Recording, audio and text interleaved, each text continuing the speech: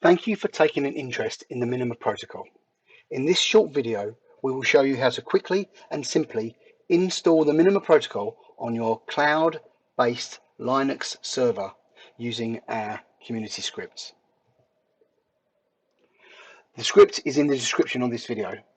Simply SSH into your server and in the command line, paste the script and hit enter, like so.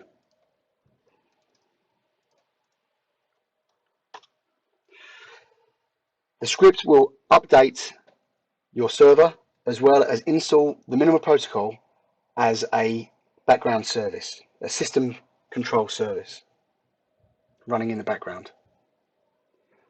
The script takes just a few moments to run, and you will be presented with the Minima log.